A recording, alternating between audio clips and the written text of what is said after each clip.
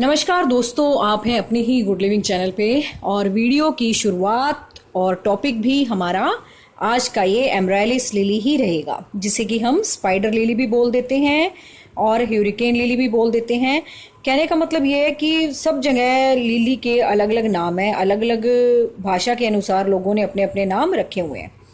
लेकिन दोस्तों, जब इसके फूल खिलते हैं तो देख के बस मज़ा ही आ जाता है। इतने सुंदर फूल होते हैं इसके और इतना सुंदर ब्राइट कलर होता है कि वाकई में ही गार्डन की शोभा बढ़ जाती है अगर इसके फूल खिल जाएं तो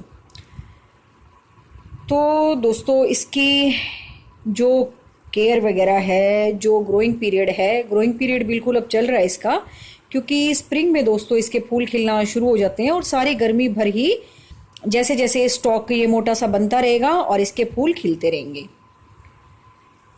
तो लिली की बहुत सारी वैरायटीज़ हैं दोस्तों, पूरे वर्ल्ड में कम से कम 1060 से भी ज़्यादा वैरायटीज़ हैं। तो बहुत से लोग लिलीज़ के नेम को लेके, उसके फूल को लेके कंफ्यूज भी हो जाते हैं, लेकिन वाकई में लिली की कोई भी वैरायटी हो, जब उसके फूल खिलते हैं तो वो वाकई में ही बहुत सुंदर लगते हैं। और दोस्तों, स्पाइडर लिली इसको इसलिए बोलते हैं, ये आपको इसकी लीव्स दिखाई दे रही होंगी, ये बिल्कुल ऐसे लगती हैं जैसे मकड़ी की टांगों जैसी हो, इधर उधर फैली हुई होती हैं, जैसे मकड़ी की टांगें होती हैं। और कुछ लोग तो इसकी लीव्स को बिल्कुल हटा ही देते हैं दोस्तों और बिल्कुल स्टॉक ही स्टॉक रखते हैं खाली फूल के लिए, ताकि जगह भी बच जाए। लेकिन मैंने जान के बिल्कुल भी नहीं हटा रखी इसकी पत्तियाँ, ताकि जहाँ भी मैं इसको रखूँ तो वहाँ का जो ग्रीनरी है वो तो दोस्तों इसके पत्तों से बढ़ी जाएगी, लेकिन जो हमारा एक ह्यूमिड एनवायरनमेंट है, जो और प्लांट भी रखे हुए हैं, उनको भी वो मिलेगा। तो मैं बिल्कुल नहीं हटाती, जो गल जाए वो भी इसमें डाल देती हूँ। तो दोस्तों, आते हैं इसकी सॉइल के ऊपर। आप जब इसके बल्ब लगाएं तो आपने सॉइल कैसी रखनी है, ये देखिए। इसकी आपने बिल्कुल अपनी थोड़ी सी गार्डन सॉइल और रिवर सैंड और थोड़ी सी खाद मिला लें और कोकोपीट जरूर मिला लें, क्योंकि इसको मॉइस्चर पसंद है दोस्तों। इस प्लांट को, इसको सारी चीज़ें ही पसंद है, लेकिन मिट्टी आपने पोरस रखनी है, क्योंकि जब आप बल्ब लगाएंगे तो उसकी रूट्स बनेंगी, तो उनको फैलने के लिए बिल्कुल अच्छी अगर पोरस मिट्टी होगी तो वो जल्दी जल्दी से फैलती चली जाएंगी।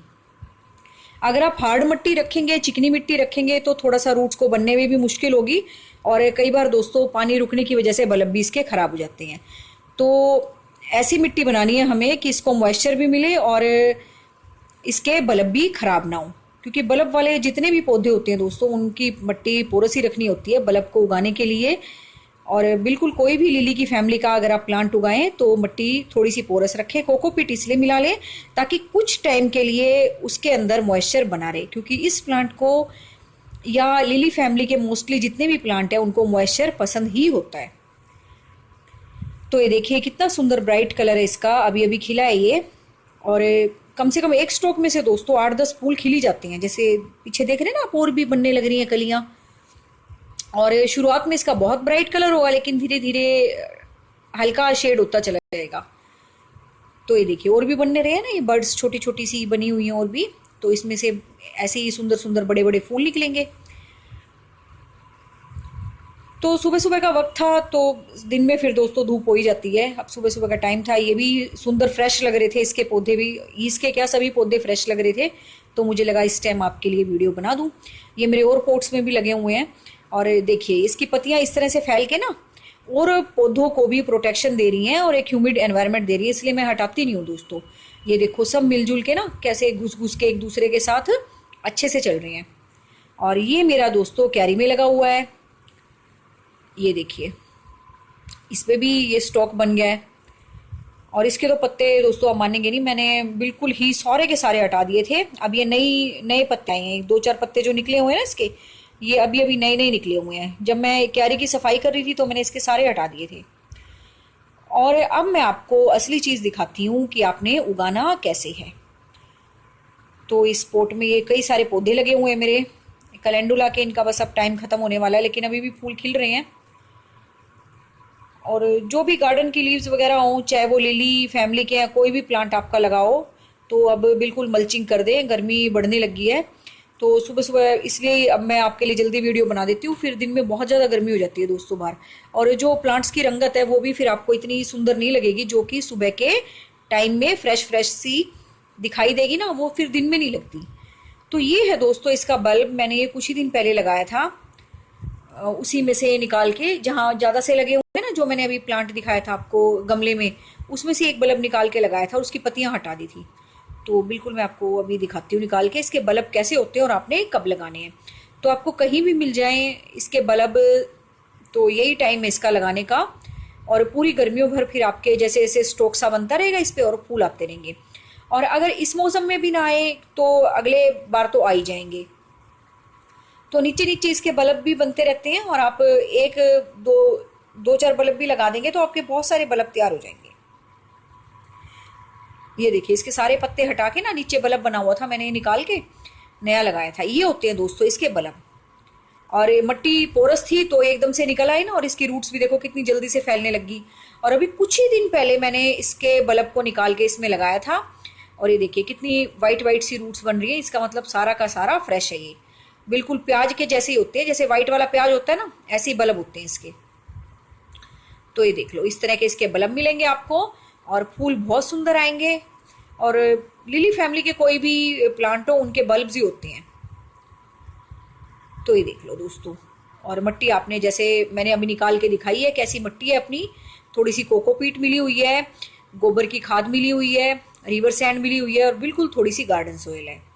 क्योंकि मेरे यहाँ की मिट्टी दोस्तों काफ़ी चिकनी है, अगर मैं खाली उसमें ही प्लांट लगाऊंगी तो मेरा प्लांट चल नहीं पाएगा, मुझे रिवर सैंड मिलानी होती है, और फिर रूट्स भी डेवलप नहीं हो पाएंगी। और आपने देखा ना कितने नीचे तक इसकी रूट गई हुई थी, और मैंने कितनी आसानी से निकाल दी। और लगाना आपने ऐसे है जैसे मैं आपको जान के लगा के बता रही हूँ कि कोई भी बल्ब आप लगाएं लिली फैमिली का, तो बस आपने उस बल्ब को हल्का सा गड्ढा खोद के ऐसे रख देना है, सारा का सारा आपने नहीं दबाना है, उसका मुंह आपने नहीं ढकना है, इस तरह से बस उसका मुंह खुला छोड़ देना है आपने। और जैसे जैसे जो भी हमें आगे कुछ भी मिलता रहेगा, सूखी पत्तियां वगैरह, हम इसकी मल्चिंग भी करते रहेंगे। तो ये बस आपने मुंह छोड़ के इसको ऐसे हल्का सा दबाना है, और पानी वानी देंगे फिर अपने आप ये रूट्स बनना शुरू हो जाएंगी। ये अभी मैंने कुछ ही दिन पहले लगाए थे, इसलिए मैंने आपको निकाल के दिखा दिया, ताकि अच्छे से पता लग जाए आपको कि नीचे इसके हो क्या रहा है। फूल तो चलो देख ही लिए हमने। और ये देखो इसमें कितने सारे प्लांट लगे हुए छोटे से गमले में। खजूर के बीज डाले थे मैंने, और ये मिर्चों का, इसकी भी प्रूनिंग कर दी थी मैंने। ये अपना कैलेंडुला, पर्सलेन की भी छोटी छोटी सी कटिंग लगा रखी है। और ये देखो दोस्तों कैलेंडुला के बीज ऐसे होते हैं सौंफ के जैसे ना, ये देखो थोड़े धीरे धीरे ये काले हो जाएंगे। और ये हमारा मिर्च का लगा हुआ है, देखो इसमें कितनी बढ़िया मिर्च आ रही है। और अभी कुछ ही दिन पहले मैंने बिल्कुल सारा काट पीट दिया था ये, और ये भी नई ग्रोथ स्टार्ट हुई है। ये देखो कितनी बढ़िया मिर्चें बन रही हैं, कोई भी फूल नहीं झड़ रहा, और सारी की सारी मिर्चें बनने लग रही हैं। तो प्रूनिंग का यही बेनिफिट होता है दोस्तों। और बिल्कुल कई लोग कह भी देते हैं कि आप खाली टॉपिक पे बात नहीं करते, तो कोई बात नहीं, हम गार्डनिंग पे बात कर रहे हैं। तो जिसके बारे में हमने बात करनी थी वो कर ही ली, उसके बारे में और कोई बात है ही नहीं। तो जो भी और कुछ मुझे दिखाई दे रहा है, और भी अच्छी अच्छी जानकारी, और देखने में तो दोस्तों गार्डनिंग अच्छी लगती है सबको, हरे हरे प्लांट, फूल, पौधे। तो ये देखिए सुंदर सुंदर प्लांट सारे मिक्स होके चल रहे हैं। और कैंडी टफ का फिर मैं आपको दोबारा दिखा दूं, पहले मैंने कच्चे बीज दिखाए थे, अब ये देखिए पक गए हैं। तो मैंने जान के छोड़ दिया था गार्डन में, ताकि मैं इसके बीज कलेक्ट कर लूँ, सेव करके रख लूँगी, फिर अगली बार फिर लगा दूंगी। तो ये देखिए अब आपके जो कैंडी टफ के सीड हैं वो इस तरह के ब्राउन ब्राउन हो गए होंगे ना। अब ये बीज पक के बिल्कुल तैयार हैं। अब हम इन्हें पैक करके रख देंगे अगली बार के लिए। ये सीड हमारे यही वाले सीड हैं, इसकी फलियां सी है ना, जो कैंडी टफ के फूल हैं हमारे, यही फलियां हैं। और नीचे एडीनियम भी है, तो इस पर भी मैं आपको दिखा देती हूँ। एक चीज़ और बता देती हूँ आपको एडीनियम के लिए, कि हमेशा एडीनियम को दोस्तों, जैसे धूप में तो रखा ही है, ये पानी दिया था ना कल, पाइप से थोड़ा सा मट्टी हट गई, तो इस तरह से ना आप इसको घुमाते रहा करें इसकी ट्रे को, ताकि चारों तरफ से सूरज की रोशनी इसको मिले। और जो इसकी रूट्स हैं थोड़ी सी मैंने इसलिए निकाल रखी है, ये मोटी मोटी हो जाएंगी, ऐसे घुमा घुमा के रखा करें एडीनियम को। और कल मैंने ये साइकिल पेंट की थी दोस्तों, बस मेरी एक यही रह गई थी, मेरे दिमाग में घूम रही थी ये, कि बस ये रह गई पेंट करने के लिए। और पीछे पेंट किया ना मैं, इतनी मतलब कर करके ना गमलों को इतनी फेडअप हो गई थी, मेरा मन नहीं कर रहा था करने का। लेकिन कल फिर मैंने, काफ़ी दिन हो गए थे पेंट का काम किए, तो कल मेरा मन किया तो मैंने बस इसको भी पेंट कर दिया। और एक तो ये मेरा गमला ठीक है, ये इसमें लगा दूंगी, और ये दो ये वाले नए लगा दूंगी इसमें। अभी इसमें मिट्टी भर के अभी इसमें गर्मियों के पौधे लगा देती हूँ।